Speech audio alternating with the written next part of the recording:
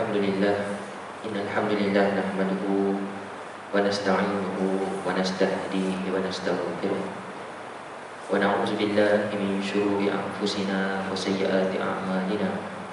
May yahdihillahu fala mudilla lahu wa man yudlil fala hadiya lahu. Asyhadu an la ilaha illallah wahdahu la syarika lahu wa asyhadu anna Muhammadan 'abduhu wa rasuluh. يا أيها الذين آمنوا اتقوا الله حق تقاته ولا تموتن إلا وأنتم مسلمون. يا أيها الناس اتقوا ربكم الذي خلقكم من نفس واحدة وخلق منها زوجها وبث منهما رجالا كثيرا ونساء واتقوا الله الذي تساءلون به والأرحام إن الله كان عليكم رقيبا. يا أيها الذين آمنوا اتقوا الله وقولوا قولا سديدا يصلح لكم أعمالكم ويغفر لكم ذنوبكم ومن يطع الله ورسوله فقد فاز فوزا عظيما. اللهم صل وسلم على سيدنا محمد وعلى آل سيدنا محمد. Alhamdulillah, syukur pada Allah Subhanahu wa taala. Alhamdulillah, Allah panjangkan usia, Allah bagi nikmat sihat, nikmat masa lapang, dapat solat berjamaah, mudah-mudahan makin ramai lagi dapat solat berjamaah, ya. Sebab di mana-mana masjid surau pun solat Jumaat masih sama lagi dengan bilangan sof sebelum Covid. Contohlah macam Masjid Madrasah Putra, kalau waktu solat subuh 8 sof sebelum Covid. Sekarang ni dah habis, bukan dah habis Covid, semasa dah boleh buka masjid sekarang pun masih lagi 8 sof. Tapi bilangan berkurang sebab masa 8 sof dahulu rapat-rapat sof, sekarang renggang-renggang sof pun masih lagi 8 juga. Di manakah orang di tengah-tengah tersebut? Antara itulah kan kita jaga SOP jarak. Maknanya di mana-mana orang dah semakin kurang datang ke masjid surau berbanding sebelum datangnya Covid dahulu. Jadi mudah-mudahan kita minta kepada Allah supaya makin ramailah orang datang ke masjid surau. Pagi ini saya akan sambung kitab Mawsu'atul Adabil Islamiyah dalam bab, masih lagi dalam bab At-Tadawi, ya, adab At-Tadawi. At-Tadawi ini maksudnya berubat, ya, At-Tadawi berubat. Jadi Allah Subhanahu wa taala menjadikan kita hidup di dunia ni bukan hidup saja-saja untuk seronok, tetapi adalah untuk menguji kita. Allah sebut di dalam surah Al-Mulk, allazi khalaqal mauta wal hayata liyabluwakum ayyukum ahsanu amala. Allah ni dia menciptakan kematian dan kehidupan, liyabluwakum, untuk menguji di antara kamu, untuk menguji kamu, ayyukum ahsanu amala, siapakah di antara kamu yang terbaik amalannya. Jadi kita hidup di dunia ini adalah diuji, untuk diuji oleh Allah Subhanahu wa taala. Dan hasil ujian tersebut adalah di akhirat, sama ada bahagia ataupun celaka. Kalau bahagia, syurgalah tempatnya. Masuk syurga sudah tidak diuji, tidak difardukan solat dah, tidak difardukan puasa dah, ya. Hidup kita bersenang lenang sahaja. Kalau celaka, maka nerakalah kita jawabnya. Nauzubillah. Jadi antara bentuk ujian Allah Subhanahu wa taala kepada manusia di dunia ini adalah ujian sakit, ya, ujian sakit. Tidak ada orang tak sakit di atas dunia ini. Orang yang paling sihat pun adalah antaranya Rasulullah sallallahu alaihi wasallam. Dia disebutkan dalam sirah, antara sakit Rasulullah antaranya adalah sakit nak meninggal, sakit ketika disihir, sakit demam kadang-kadang. Antaranya adalah sakit ketika berperang. Bila berperang, badan Rasulullah cedera, muka dia luka, gigi dia patah, ya, muka dia tercocok besi. Itulah antara masa-masa sakit Rasulullah. Tapi tidak ada pula sakit-sakit lain, gaut ke, apa lagi, kencing manis, darah tinggi. Tak adalah tanda-tanda tersebut otis ke, sakit-sakit yang aib pada Rasulullah, yang buruk rupa tak ada. Jadi menunjukkan kepada kita bahawa sehatnya Rasulullah SAW. Tapi Nabi manusia yang paling baik, paling bagus pun, paling mulia juga diuji dengan sakit. Jadi kita pun mesti akan diuji dengan sakit. Boleh jadi sekarang kita sehat, tapi akhir hayat boleh jadi Allah jadikan kita sakit. Ramai para sahabat Nabi ni sakit. Ya, antara sahabat yang besar Ibnu Abbas, dia ni sakit, dia mata dia buta. Asal celak pada masa kecil, dia dapat melihat malaikat Jibril dalam bentuk rupa manusia. Dia pergi rumah Rasulullah, dia belajar, maka dia pun bagi tahu ayah, tadi siapa lelaki yang duduk sebelah Rasulullah? Tak nampak pun. Aku nampak lelaki duduk sebelah Rasulullah berbincang-bincang dengan Rasulullah. Kenapa tak bagi tahu Rasulullah? Lepas tu ayah dia pun bagi tahu Rasulullah, ya Rasulullah, anak aku ni Abbas, anak aku Abdullah, ada nampak lelaki di sebelah kamu masa kami ziarah kamu. Kata Rasulullah, itulah malaikat Jibril. Allah dah rezekikan dia dapat melihat malaikat Jibril dalam bentuk rupa manusia. Maka di akhir hayat nanti Allah akan uji dengan penyakit mata. Dan ternyata dia ni mati dengan sakit mata. Bertahun-tahun mata dia sakit sampai buta. Tapi dalam masa sama dia masih lagi menyampaikan kuliah. Jadi tuan-tuan, kita semua akan sakit. Kalau tak sakit sikit, sakit berat. Jadi kita kena berubat. Adab di sini adab at-tadawi, adab berubat. Yang pertama, saya dah kongsi dah separuh daripada adab ni. Niat mestilah ikhlas. Aku berubat ni niatnya nak sihat supaya dapat meneruskan amal ibadah. Itu niat yang ikhlas. Kalau niat tak ikhlas, aku berubat supaya sehat, lepas ni boleh enjoy. Boleh buat maksiat tu, buat maksiat ni, tak ikhlas lah tu. Jadi pastikan kita berubat. Aku berubat supaya aku sehat, lepas ni boleh kerja balik. Tak payahlah anak isteri aku meminta-minta. Aku kerja dah ada duit sendiri. Itu pun niat ibadah. Sebab kerja tu adalah ibadah. Aku berubat supaya sehat. Sebab aku dah tua, memanglah aku tak kerja, tapi aku tak nak menyusahkan anak cucu aku nanti. Nanti dia pun ada kerja juga. Itu pun ikhlas juga. Ya. Baik. Kemudian berubat mestilah menggunakan perubatan syar'i. Perubatan syar'i ni maksudnya dibenarkan syarak. Antaranya perubatan syar'i yang dibenarkan syarak adalah sekarang ni perubatan moden, doktor. Kerana mereka ni menggunakan kajian. Itu syar'i lah tu. Kita pergi hospital, doktor bagi antibiotik. Itu perubatan syar'i lah tu. Ya. Doktor bagi apa lagi? Doktor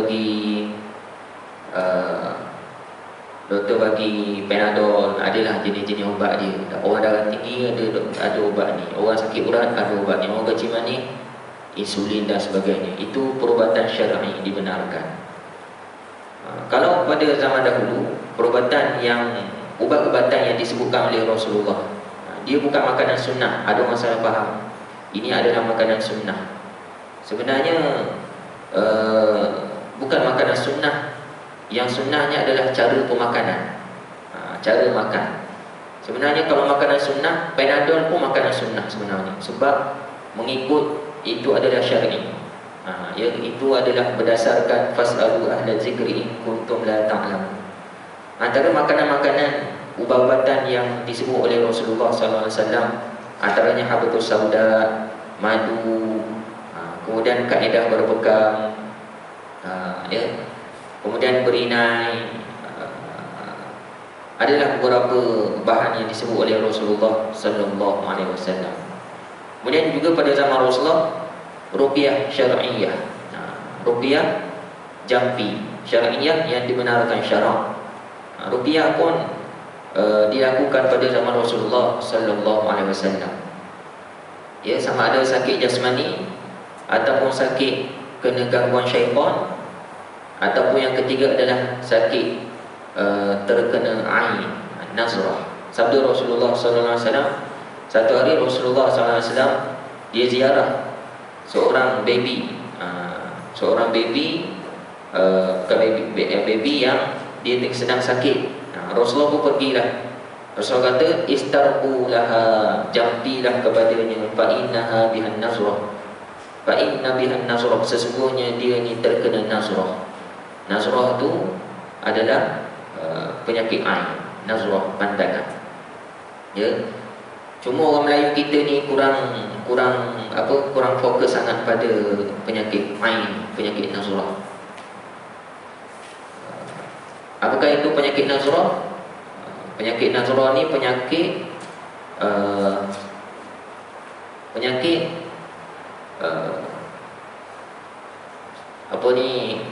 dia bukannya penyakit jasmani, dia bukan penyakit gangguan, tetapi dia qada Allah Subhanahu wa taala. Kerana pandangan orang. Pandangan orang ada dua pula. Pandangan kerana kagum, yang kedua adalah pandangan kerana benci dan marah. Dua benda tu. Dalam pandangan kerana kagum ataupun pandangan kerana benci dan marah. Pandangan kerana kagum ada dalam hadis Rasulullah sallallahu alaihi wasallam Suhail. Suhail ni kulit dia putih. Maka seorang sahabat Nabi, saya lupa nama dia, dia kata, kamu ni tak pernah aku tengok orang kulit putih bersih lebih daripada kamu. Macam anak dara lah. Lepas dia sebut macam tu, Suhail pun sakit, jantung sakit sebulan. Maka Rasulullah pergi ziarah. Nabi kata, siapa yang kamu rasa yang menyebabkan kamu kena ain ni, nazrah ni? Maknanya orang Arab pada masa dahulu dah maklum dah. Biasa kalau sakit pelik ni nazrah lah. Kalau doktor kata ubat-ubat ni, sakit-sakit ni tak sembuh, orang Arab dah tahu dah itu adalah nazrah, penyakit ain. Maka kata Suhail, si fulan bin si fulan. Nabi kata, panggil sahabat ni. Sahabat ni katalah, kenapa kamu sengaja biar dia kena sakit? Lain kali puji orang, sebutlah nama Allah, Masya Allah, ke cantiknya kulit kamu. Maka Rasulullah suruh dia berwuduk. Air wuduk dia ditadah semua anggota, kemudian dimatikan kepada Suhail tersebut. Maka sembuhlah Suhail. Itu nazrah. Ya, nazrah kerana pujian. Ada juga nazrah kerana benci. Ya, pandangan nazrah ain kerana benci ataupun kerana jealous. Pada zaman Rasulullah ada seorang orang musyrik. Dia ni terkenal dengan pandangan mata dia yang tajam. Pandangan mata bila dipandang, dia renung orang tersebut, orang tu boleh jatuh. Kalau unta boleh mati. Ya. Jadi terkenallah, saya tu lupa nama musyrik ni, hadis sahih. Bagaimana dia ni bila orang kafir, orang kafir Quraisy tahu bahawa dia ada kelebihan pandangan nazrah yang boleh membunuh, maka dia pun jumpa dia. Aku nak minta kamu bunuh seseorang. Siapa? Muhammad. Boleh? Ya. Maka dia buat macam mana? Dia puasa 3 hari, puasa tak tengok. Puasa bukan puasa makan, puasa tak memandang. Maka dia ikat mata dia ni, tak tengok apa-apa, puasa tak tengok selama 3 hari 3 malam. Dia bercakap, makan, boleh semua. Kemudian hari yang dia nak bunuh tu, kalau dia nak bunuh, dia buka je mata, dia pun pandang orang bawa unta ke depan dia. Pandang, tengok unta tersebut, kan, dengan niat nak bunuh, dengan niat nak menjatuhkan, marah ke apa semua, unta tu jatuh, sakit, boleh mati. Maka orang Arab Quraisy pun, kafir Quraisy pun kata, aku nak kamu bunuh Muhammad. Saya terlupa ayat, ada dalil dalam ayat Quran, Allah pelihara Rasulullah sallallahu alaihi wasallam. Ada, semalam baru belajar. Ya. Ada ayat tersebut, saya terlupa nak buat pada tuan-tuan begini. Maka lelaki tersebut pun puasa 3 hari, puasa tak pandang, ikat mata. Kemudian sampai hari ketiga, dibawa lelaki tersebut dekat jalan yang biasa dia lalu oleh Rasulullah. Bila Rasulullah lalu, maka kata kafir Quraisy, buka mata dia, kamu tengok orang yang lalu depan tu. Dia pun buka, dia pun pandang Rasulullah. Tiba-tiba yang jatuh sakit adalah dia. Jatuh, dia pun jatuh terjemput, mati dengan izin Allah SWT. Rasulullah tak kena ain. Kemudian turunlah wahyu ayat tersebut yang mana Allah mengatakan Allah memelihara Rasulullah daripada terkena ain tersebut. Ya. Jadi itulah bahaya penyakit ain.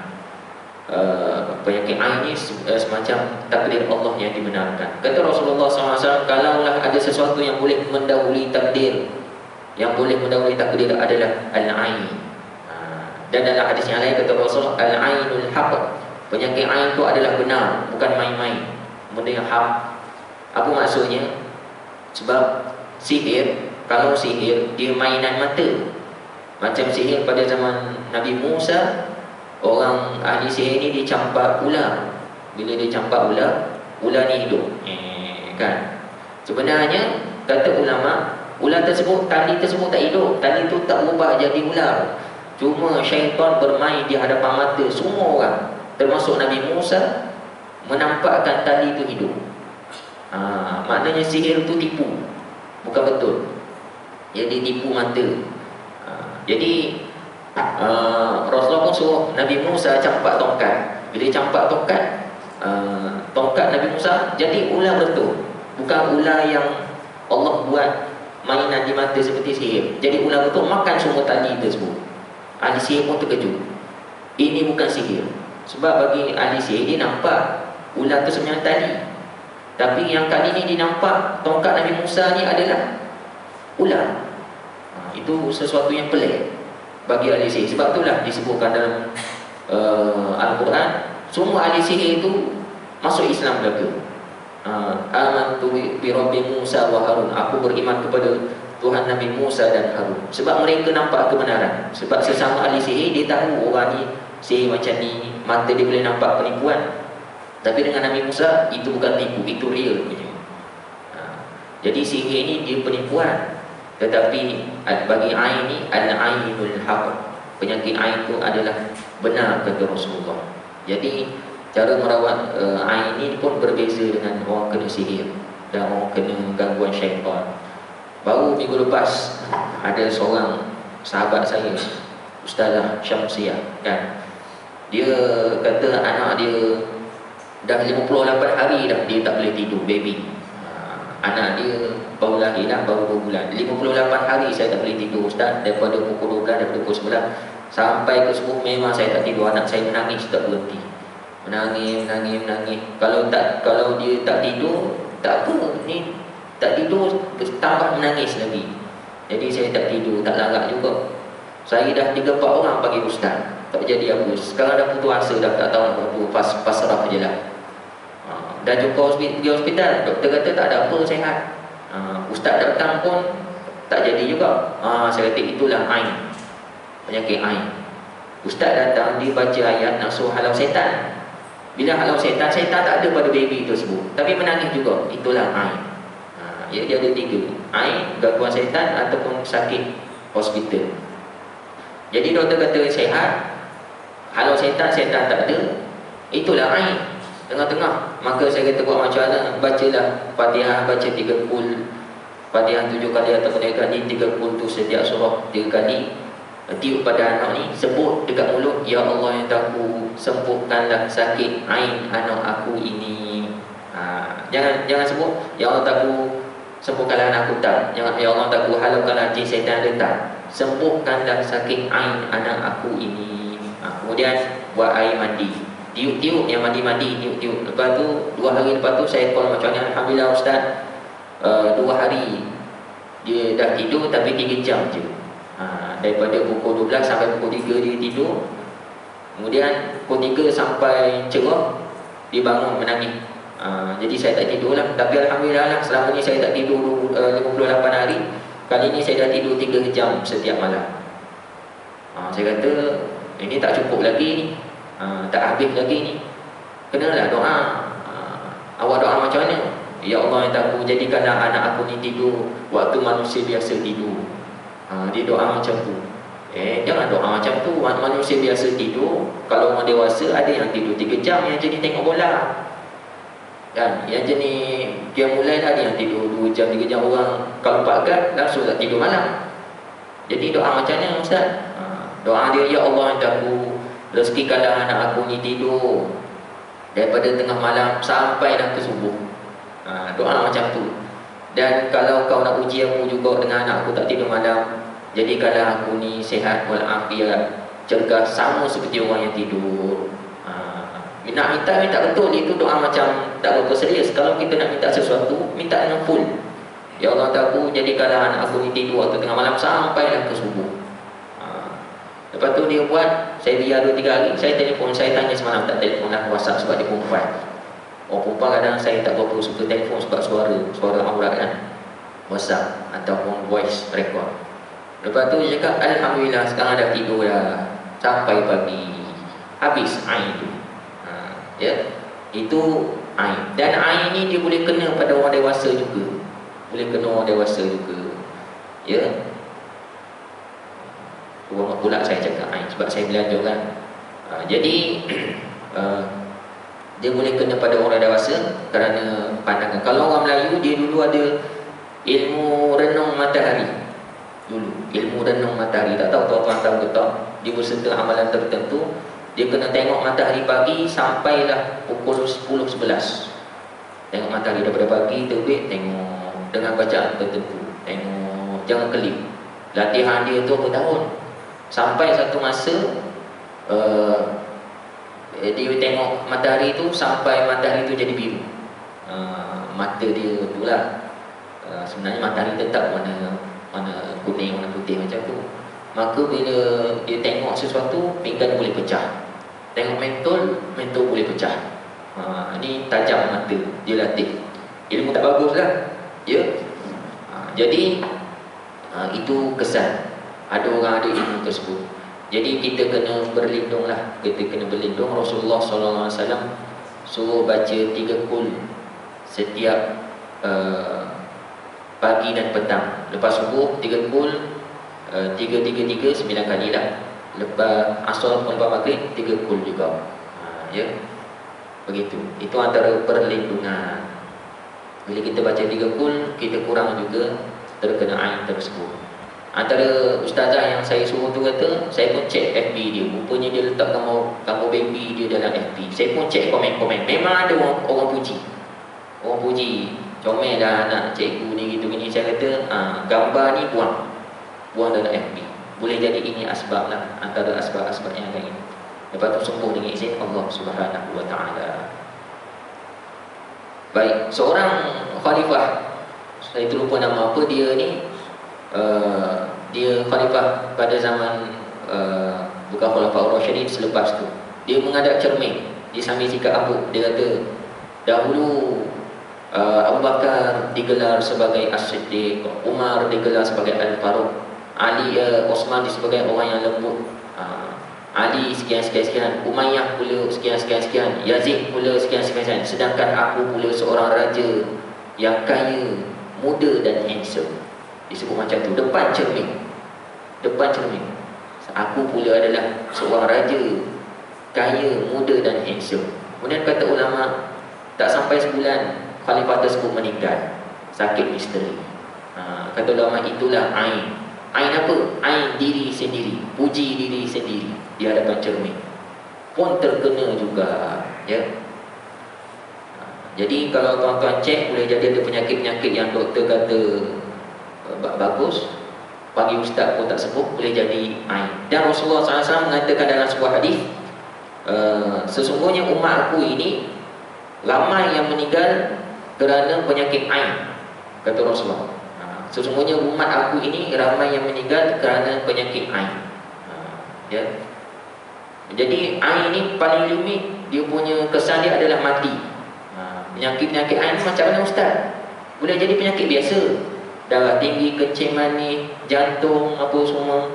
Cuma asbabnya ain. Ada orang puji, ataupun dia puji diri sendiri, ataupun orang jealous tengok dia. Jadi caranya tidak lain tidak bukan beramal je. 3 kul, 3 waktu pagi, waktu petang. Beramal zikir pagi dan petang seperti mana yang diajar oleh Rasulullah SAW. Kan ada dalam soal falak, qul a'udzu birabbil falaq min syarri ma khalaq wa min syarri ghasiqin idza waqab wa min syarri naffasati fil 'uqad wa min syarri hasidin idza hasad. Dan aku berlindung daripada hasidin, hasad, syarri hasidin idza hasad, apabila mereka ni melemparkan hasad. Itu antara surah untuk melindungi diri kita, ya.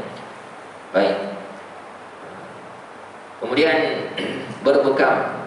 Sunat berbekam seperti mana yang disebut oleh Rasulullah sallallahu alaihi wasallam.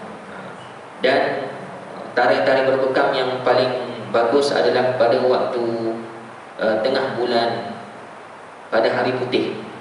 Disebutkan dalam hadis ni 17, 19, 21. Ataupun kata ulama pada tengah bulan Hijriah, waktu tengah bulan tengah mengambang penuh, ya, masa tu sesuai berbekam. Apa kaitannya? Wallahu alam. Boleh jadi masa tu boleh jadi kita ni darah mudah keluar. Kemudian tak boleh menggunakan ubat yang haram. Ubat yang haram ni apa? Najis. Najis. Contohnya air kencing, tak boleh. Air kencing, ya. Dulu timbe ketimbe, mata ketimbe, maka katalah makcik kantin, "Fahmi, macam ubat dah guna dah." Ya, macam-macam ubat dah guna. Oh, ada satu lagi petua dulu kata, masa kencing tu tadang sikit dalam tangan, masuk dalam mata. Insya-Allah mujarab. Masa tu saya budak, saya buatlah. Sekali dua buat, rupanya haram tuan-tuan. Tak boleh berubat dengan najis. Tak boleh. Lepas tu sembuh jugalah. Rupanya saya kena timbe ni sebab masa dulu saya suka naik basikal, naik motor. Naik basikal, naik motor, banyak abuk. Abuk masuk dalam mata. Bila masuk dalam mata jadi dah timbe. Sebab abuk ni kalau dia keluar, dia boleh keluar, dia keluar kotak mata. Kalau dia tak boleh keluar, dia akan terkumpul jadi timbe. Lepas tu saya dah tak naik motor pakai helmet semua. Sekarang lagi lah naik kereta semua. Jadi dah alhamdulillah tak kena-kena dah sampai sekarang. Ya, berubat dengan najis tak boleh. Antaranya arak tak boleh berubat dengan arak. Arak najis, tak boleh kita berubat. Namun begitu dibolehkan dengan najis kalau sekiranya tak ada dah ubat lain. Doktor kata inilah ubat satu-satunya yang boleh menyembuhkan. Yang lain halal semua, dah test dah semua. Itu namanya darurat, dibenarkan. Tapi ada ke penyakit macam tu? Wallahu a'lam. Ya, wallahu a'lam. Kalau betul ada, boleh jadi bolehlah. Kata ulama boleh. Sekiranya memang dah tak ada dah ubat halal yang lain untuk menjaga nyawa. Kemudian seterusnya, meyakini bahawa kesembuhannya hanyalah milik Allah Subhanahu wa taala. Sabda Rasulullah SAW, "Ma min muslimin yusibuhu adza maradun fama siwa illa haqqallahu kama tahuttu syajaratu waraqaha." Tidaklah seorang muslim ni mengalami penderitaan atau penyakit yang lain-lain, kata Rasulullah, melainkan Allah akan meruntuhkan keburukannya ataupun dosa-dosanya seperti mana pokok menggugurkan daunnya, kata Rasulullah sallallahu alaihi wasallam. Hadis riwayat Bukhari. Jadi kita sakit-sakit ini sebenarnya Allah nak ampun dosa. Ya. Seperti mana pokok menggugurkan daun. Macam mana pokok menggugurkan daun? Daun kering. Daun kering itu dosa. Ya. Kalau kita banyak dosa, lagilah kuat gegaran hati. Ya, kalau pokok renek senanglah kita gegar. Tapi kalau pokok yang dah besar, nak tolak macam mana, nak gegar macam mana? Yang dah besar tu umpama orang dewasa. Pokok renek tu umpama orang baru lepas balik, dosa sikit baru. Ya. Jadi bila goyang-goyang tak sakit mana. Tapi pokok besar goyang-goyang tak boleh, kena goyang kuat-kuat sampai nak tercabut akar. Sampai macam tu lah. Bila orang banyak dosa, ujian dia berat, sebenarnya Allah nak ampun dosa. Jadi sakit dia pun berat juga. Ya. Yakinlah dengan keampunan Allah Subhanahu wa taala. Sabda Rasulullah SAW lagi, "Ma yusibul muslima min nasabin wala wasabin wala hum wala huznin wala adza wala ghamma." Tidaklah seorang muslim dia mengalami kepayahan, kesakitan, kegelisahan, kesedihan, gangguan ataupun kesusahan, hatta syaukata yushaquha illa kafarallahu biha min khataya. Sehingga kan duri yang tercucuk pun, melainkan dengan itu Allah akan menghapuskan dosa-dosanya. Hadis riwayat Bukhari. Pemurahnya Allah nak ampun dosa kita. Kena duri pun Allah nak ampun dosa. Kena duri. Ya. Nyamuk tu seumpama duri lah, digigit kita, gigit kita, isap darah kan. Allah pun nak ampun dosa. kita pun tak apa, dah apa dah dosa. Tapi kalau kita celaka kau nyamuk, banyak darah aku dah kurang, tak mau balik dosa sebab celaka. Jadi bila kita sakit apa-apa tu, cuba sebut astagfirullah ke, alhamdulillah ke, Allah nak ampun dosa ni, terpijak duri ke apa semua. Janganlah bila kita sakit kita menambah dosa lagi. Ada orang macam tu, dah sakit tambah dosa lagi. Contohnya ada seorang pesakit ni, dia minta saya ruqyah lah, buat ruqyah rumah. Saya pun nak balik dengan siapa? Nak balik dengan si A, saya kata. Kenapa balik si A? Saja teman drive sambil-sambil ni. Oh, kalau balik dengan si A, jangan bawa si A datang rumah saya Kenapa pula? Oh, sebab si A ni, dia ni perangai tak baik dengan saya. Tak baik macam mana? Ada ke dia ajak saya bergaduh? Kalau tak puas hati, marilah datang. Saya kata marilah datang rumah. Dia tak datang. Jadi saya tak nak tengok orang muka dia sampai sekarang. Berapa tahun dah tu. Lepas tu dah lah saya tak bawa lah si A tersebut. Sebenarnya itu panggil penyakit dendam. Orang yang ada penyakit hati ni dia susah sikit nak sembuh gangguan apa? Gangguan syaitan. Sakit-sakitnya ada gangguan syaitan. Dendam, marah, tak puas hati, tak nak maafkan orang-orang dulu. Jadi susah sikit nak sembuh sebab penyakit hati ni akan terzahir melalui penyakit badan. Jadi kalau nak sembuh, cepat sembuh daripada penyakit-penyakit pelik, penyakit gangguan ni, maafkan semua orang, insya-Allah hati bersih, badan pun bersih daripada penyakit, mudah-mudahan. Baik. Selesailah adab at-tadawi. Masuk bab yang seterusnya. Tuan-tuan ada soalan ke? Ya Ustaz.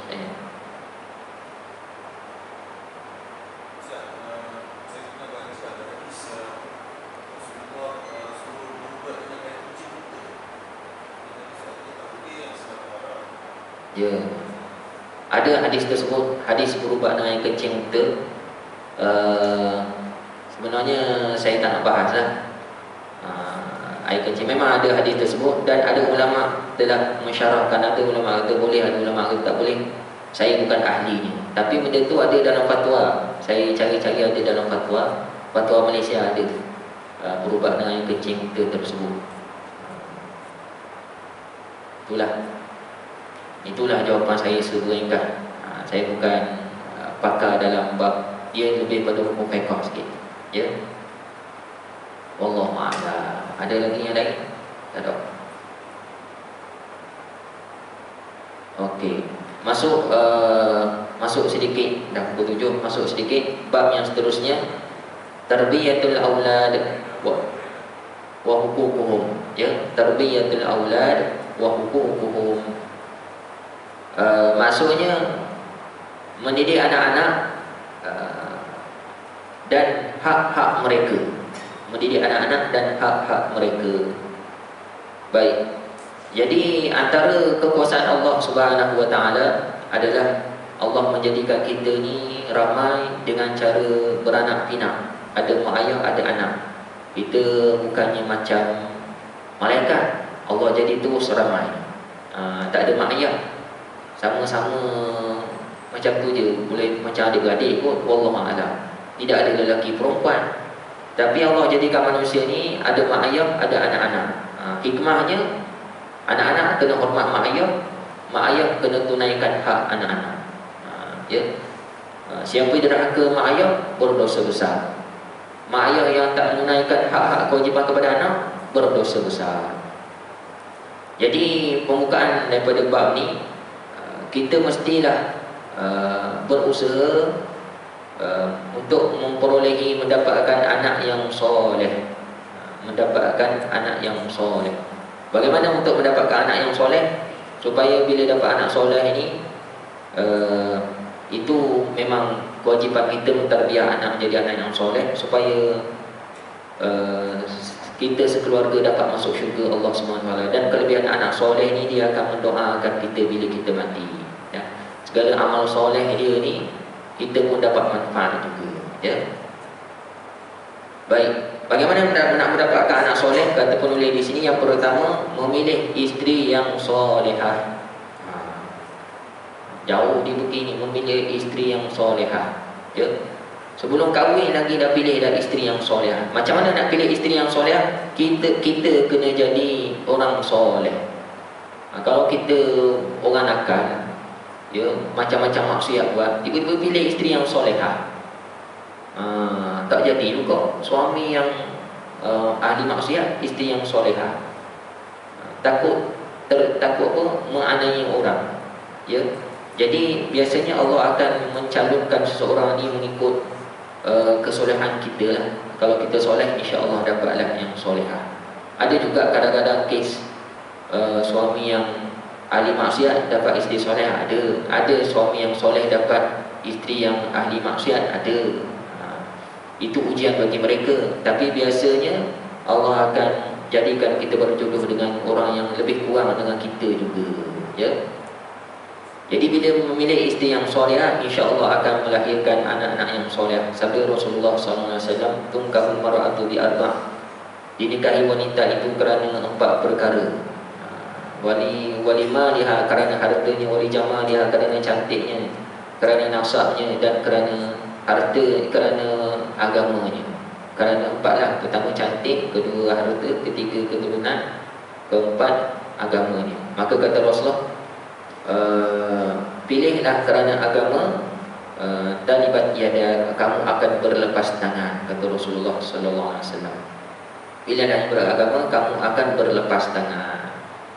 Maksudnya apa? Pilih berlepas tangan ni maksudnya relax sikit tugas seorang suami. Kalau kita pilih yang cantik, sampai satu tahap cantik dia hilang, berkedut juga. Ya, berkedut juga. Bila berkedut, kita pun dah kurang dah kasih.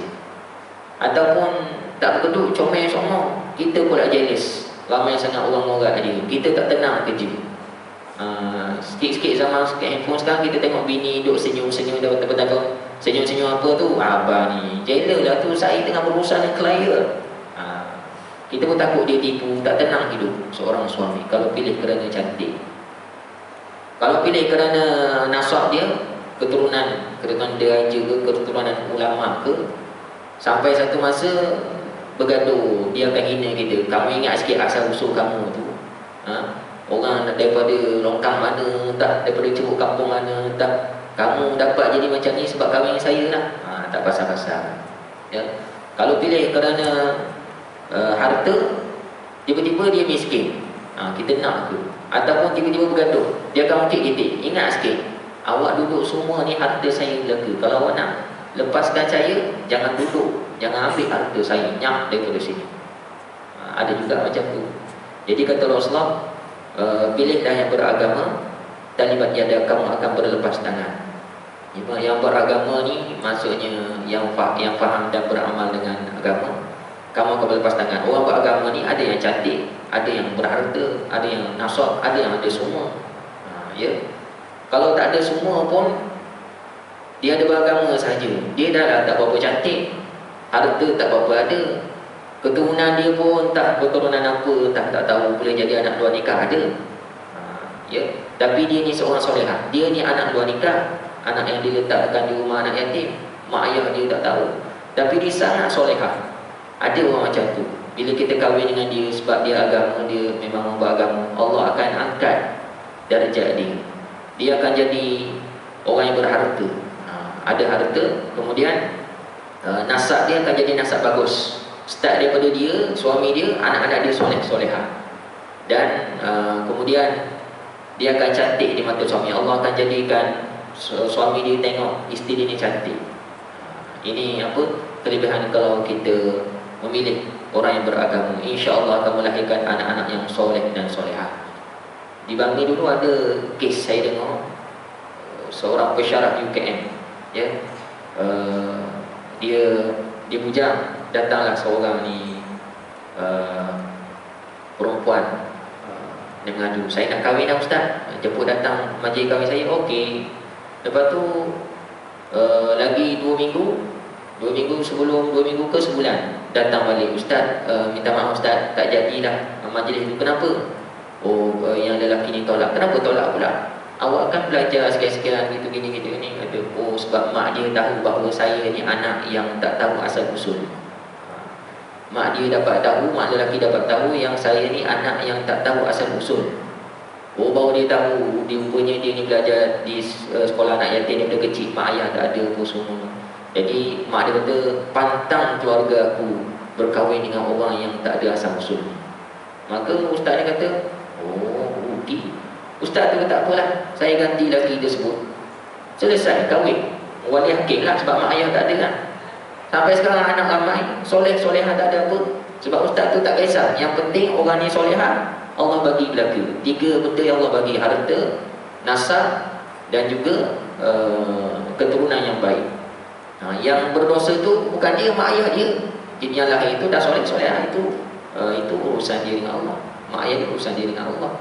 Jadi orang Melayu kita sangat takut dengan orang yang macam tu. Baik jangan ambil, kalau nak ambil anak angkat, jangan ambil anak yang tak ada asal usul. Tak ada. Kalau kita didik dia soleh-soleh, jadi soleh-solehan juga sebenarnya. Dia asal atas didikan. Kata Rasulullah SAW, anak ni lahir ibarat kain putih yang bersih. Tergantung pada mak ayah dia lah yang mendidik.